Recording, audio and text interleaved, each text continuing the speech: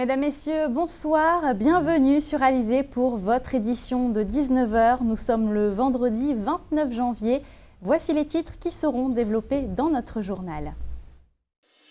Malgré les alertes, les propos alarmants de la ministre de la Santé, les touristes présents en Guadeloupe ne sont pas effrayés par la menace du virus Zika. La nuit de l'orientation, 8e édition, un rendez-vous qui devient incontournable pour les jeunes Guadeloupéens. Sensibilisés aux méfaits du dopage, une formation dispensée par la direction de la jeunesse et des sports à l'élite des sportifs guadeloupéens. Le journal, Aurélie Ronze. La ministre des Outre-mer, Georges Paul-Angevin, a minimisé ce matin les propos du ministre de la Santé au sujet de l'épidémie de Zika. Marisol Touraine recommandait hier aux femmes enceintes de reporter leur voyage en Outre-mer. En Guadeloupe, nous sommes en pleine saison touristique. Comment les visiteurs accueillent-ils ces nouvelles concernant le Zika? Rencontre croisée au Gosier avec 2 couples de touristes à travers ce reportage de Jacques Damprobe. Chantal et Jean-Jacques sont les habitués de la Guadeloupe. Venus de Bordeaux, ils en sont à leur 5e visite. Cette fois, ils sont partis pour 2 mois. Avant de quitter sa région d'origine, le couple avait entendu parler du Zika, mais le virus n'affole ni l'un ni l'autre. La sérénité qui habite nos visiteurs bordelais est partagée par bien des touristes. Pas question d'abréger des vacances préparées depuis longtemps. Nous estimons qu'il faut prendre des précautions par rapport, je dirais, à l'exposition, par rapport au soleil. Donc, c'est pas quelque chose qui me perturbe de... Plus que ça. Non, on n'est pas perturbé. On s'habitue. L'année dernière, c'était le chikungunya. Cette année, c'est le Zika. On prend nos précautions et puis on fait avec. Hein. On n'a pas le choix, sinon on reste en métropole sans le soleil et sans la mer. Donc, pour nous, c'est pas. On prend les précautions d'usage, anti-moustiques, vêtements amples. Irène et Patrick viennent de poser les pieds en Guadeloupe. C'est leur première fois. Ils sont venus pour une dizaine de jours. Le battage fait par les médias parisiens autour du Zika ne les rassure pas. Pas plus que la sortie malheureuse de la ministre de la Santé qui exhorte les résidents de l'Hexagone à ne pas se rendre en Outre-mer. Cette annonce nous inquiète puisqu'on va prendre effectivement toutes les précautions qu'il nous faut pour contrer cette menace. On a eu l'annonce dans l'avion, mais on était au courant par internet précédemment, mais ça ne nous a pas fait reculer sur notre choix. On en parlait en France, donc à la radio aussi. Hein. Donc pour les femmes enceintes, il fallait éviter d'y aller pour des problèmes de malformation. Mais qu'il fallait faire attention de se protéger.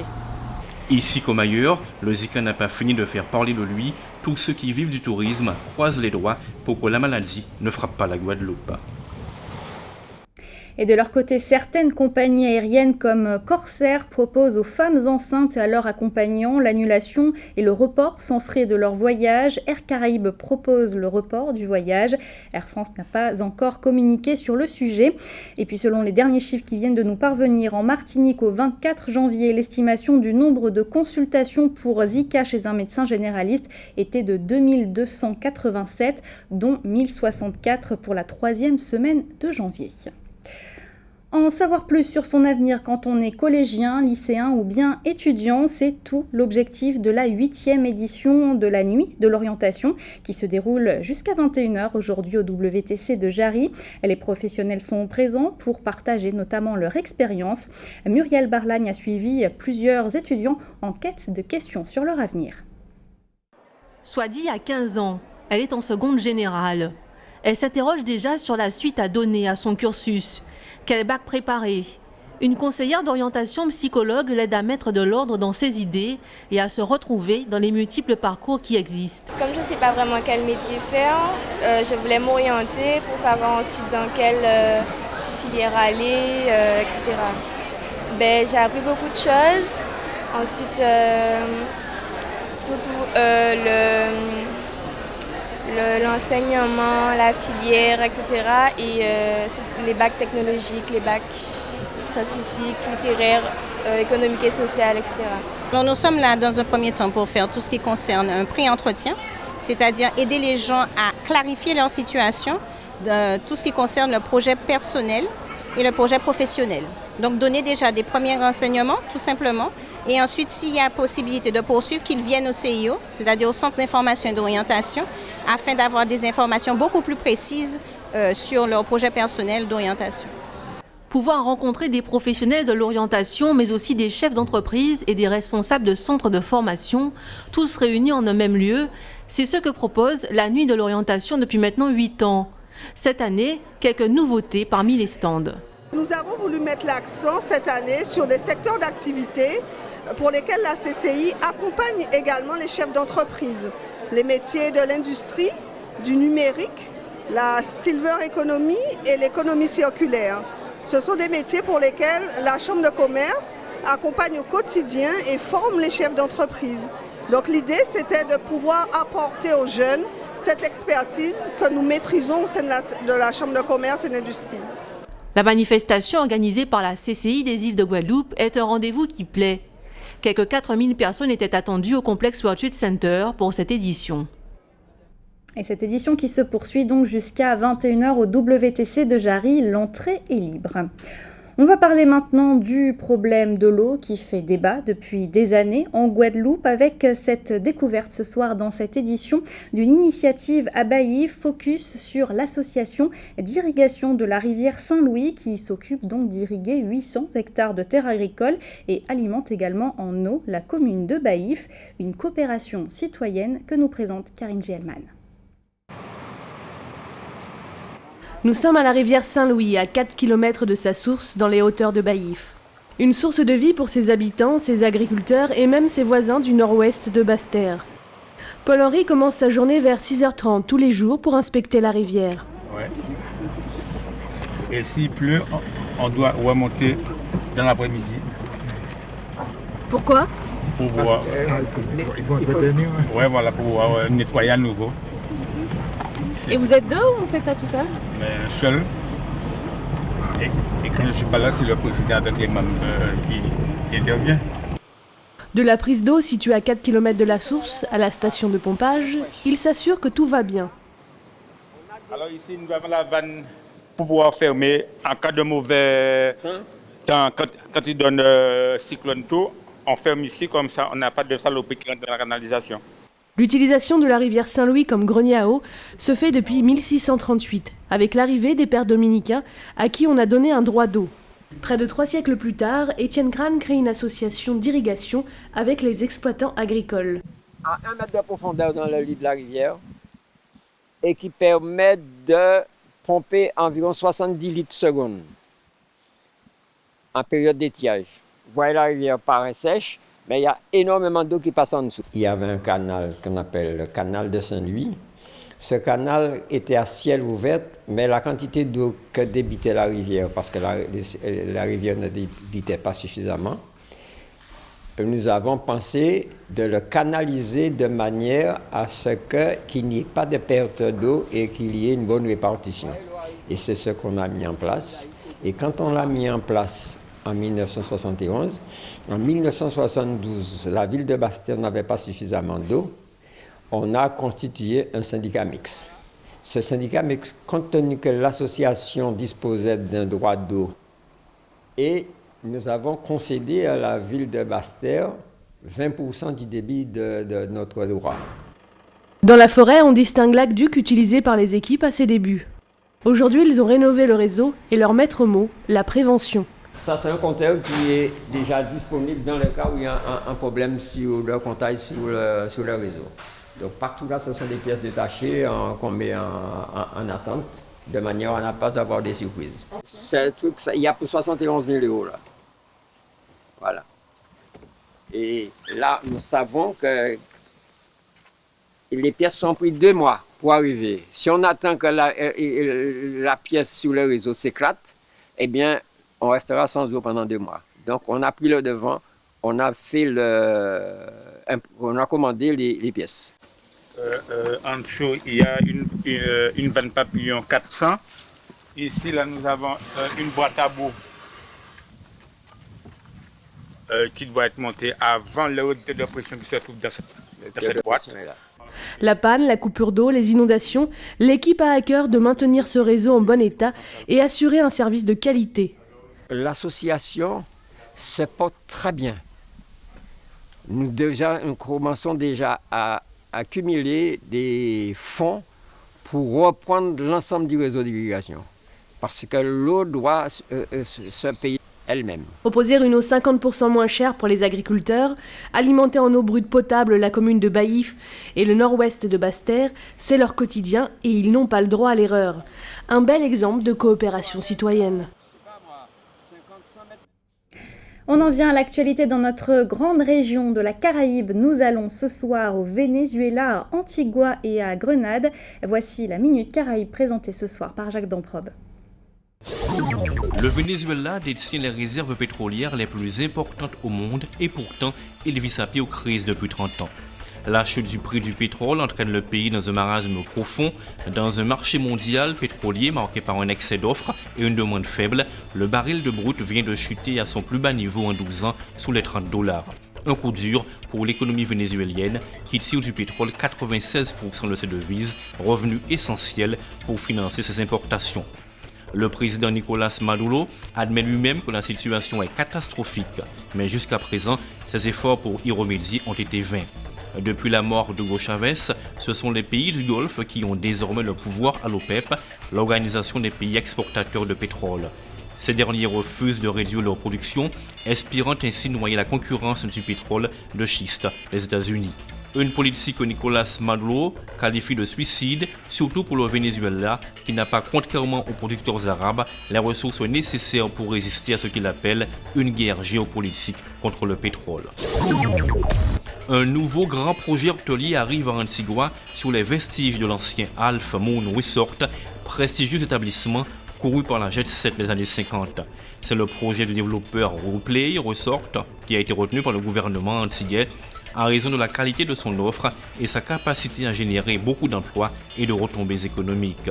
Pour sa part, le groupe WePlay se dit honoré d'avoir été choisi pour la réhabilitation de ce site.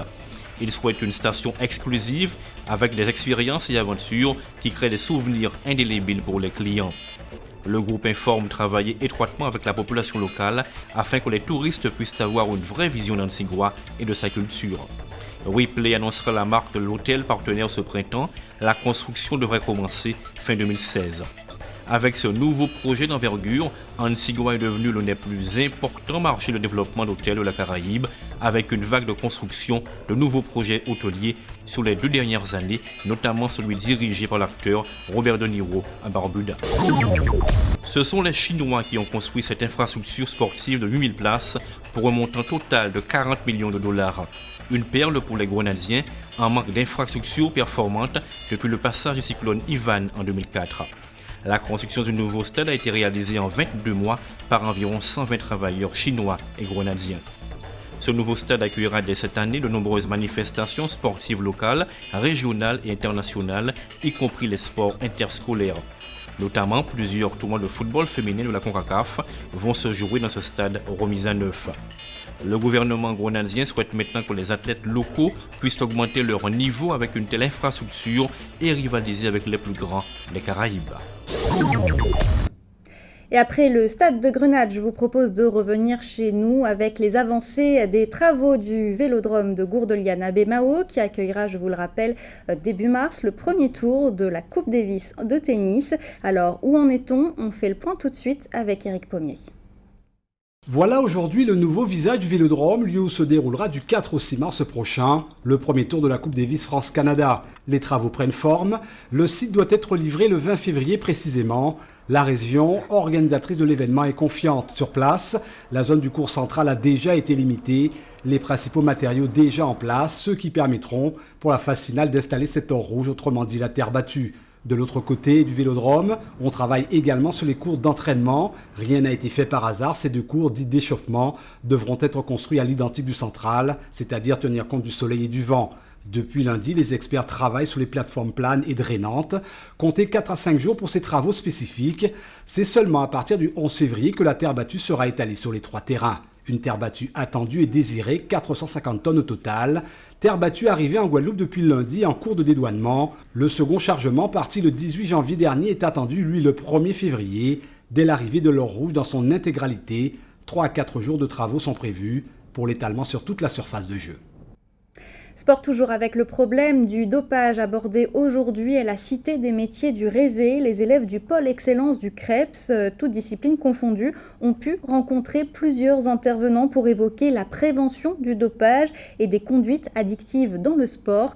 Le reportage d'Éric Pommier.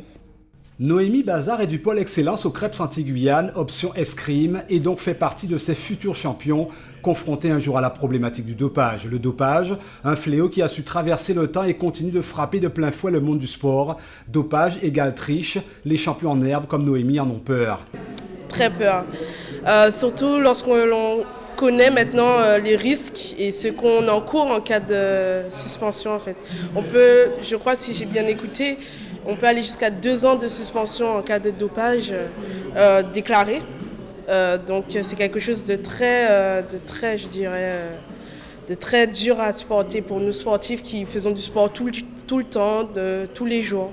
Opter pour la performance pure, le message est clair. Le docteur Armel Jean-Étienne le confirme. Au-delà de la triche, il y a surtout le volet santé qui est visé. Le sportif est un être vulnérable dont la santé doit être saine pour réussir sans avoir recours à de quelconques additifs.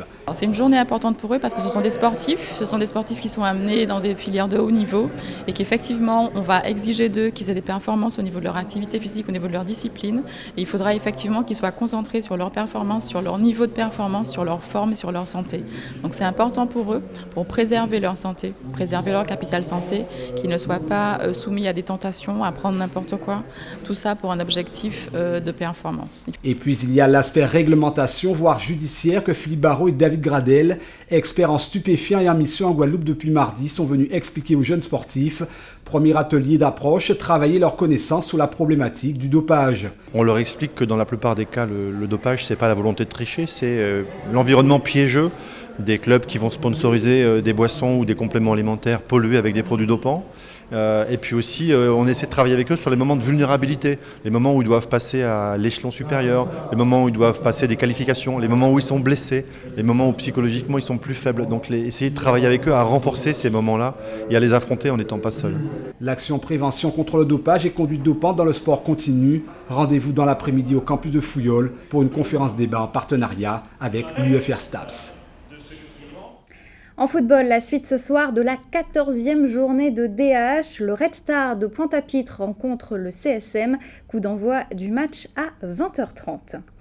Culture à présent avec le mois de l'Afrique en Guadeloupe qui a débuté hier soir. Le thème retenu pour cette 11e édition, musique noire et mémoire. Le coup d'envoi a donc été donné au Centre culturel Sonis à Pointe-à-Pitre. Au programme jusqu'au 6 mars, des congrès, des conférences ou encore des vernissages, des manifestations qui vont avoir lieu sur l'ensemble de notre archipel. Au programme ce soir, une pièce de théâtre L'étrangère sur le campus de Fouillol. Parlons à présent de cette date importante ce dimanche pour les Indiens de Guadeloupe. Le 31 janvier 1889 marque l'arrivée du dernier bateau à avoir transporté des engagés indiens. Petite leçon d'histoire avec Jacques Cailachon. Il est interrogé par Muriel Barlagne. Aujourd'hui à la retraite, Jacques Cailachon a occupé des postes d'encadrement et de direction générale dans les collectivités territoriales. Il se passionne pour l'histoire de l'immigration indienne en Guadeloupe et dans le reste de la Caraïbe depuis maintenant 10 ans. Un mouvement migratoire qui a débuté à la fin de l'esclavage. Les propriétaires terriens étant à la recherche de main-d'œuvre, la France signe un accord avec l'Angleterre le 1er juillet 1861 qui lui autorise officiellement à recruter dans sa colonie indienne. C'était un système de rémunération à la journée. Qui était faible, qui était de l'ordre de 12 francs, je crois, si mes souvenirs sont exacts. Mais il y avait tout un tas de stratagèmes qui faisaient que finalement, cet argent-là, il l'avait, mais il ne l'avait pas, puisque il y avait parfois des difficultés pour les payer. Un peu plus de 43 200 Indiens s'engagent ainsi, ne sachant pas vraiment où ils vont, ni dans quelles conditions ils travailleront. Selon Jacques Cailachon, Entre 1861 et 1888, 92 navires auraient fait le voyage vers nos côtes, mais seulement 26 retours auraient été organisés vers l'Inde. L'Angleterre a décidé de stopper cette émigration parce que les rapports que ces consuls lui faisaient remonter de Guadeloupe, mais également de Martinique, de Guyane et de La Réunion, puisque c'était le même problème, ces consuls-là disaient que finalement, en gros, les Indiens n'étaient pas bien traités, ils n'étaient pas bien traités conformément aux droits que leur conféraient les textes et spécialement une convention qui avait été conclue entre la France et l'Angleterre le 1er juillet 1861. Malgré l'arrêt officiel de cette immigration en 1888, un dernier bateau arrive en Guadeloupe le 31 janvier 1889. Le Nantes-Bordeaux fait la traversée depuis l'Inde avec à son bord quelques 600 migrants. Ne pouvant pas toujours retourner en Inde comme le prévoyait le contrat, ces travailleurs devront lutter pour se faire une place dans la société guadeloupéenne. C'était des Indiens sujets britanniques qui naissaient sur le territoire d'une colonie française. Alors donc, il y a eu un débat qui a duré plusieurs années sur le fait de savoir s'ils étaient français ou pas français, sujet français ou pas sujet français. Et puis finalement, ce problème-là a été réglé à la suite de combats qu'a livré Sidambarom pendant plusieurs années, à partir du début du XXe siècle. Et au terme de ce combat-là, effectivement, il a été dit clairement que les descendants d'Indiens nés sur le sol d'une colonie française, en Guadeloupe en l'occurrence, étaient français. Et donc le problème de la citoyenneté ne s'est plus posé à partir de là. Et à partir de là, véritablement, donc les Indiens ont été des Guadeloupéens à part entière, comme n'importe quel Guadeloupéen. Voilà. Avant de se quitter, on va jeter un rapide coup d'œil sur vos prévisions pour demain matin en Guadeloupe. Le soleil devrait dominer, même s'il aura tendance à se voiler à certains moments de la matinée. Quelques gouttes de pluie seront également de la partie. Les températures afficheront entre 24 et 26 degrés. C'était le journal de la rédaction. Merci de votre fidélité. Dans quelques instants, vous allez retrouver votre rendez-vous sportif quotidien Minute Sport suivi du journal de TF1. Votre soirée sur Alizé, ce sera votre rendez-vous hebdomadaire Télescopie. Jean-Luc Icard reçoit ce soir Harry Durimel, porte-parole d'Europe Écologie Les Verts. Jean-Luc Icard, Caraïbes Écologie Les Verts, excusez-moi. Jean-Luc Icard que vous retrouverez également demain dès 12h30 pour toute l'actualité locale et régionale. Je vous souhaite une très bonne soirée et un très bon week-end sur Alizé.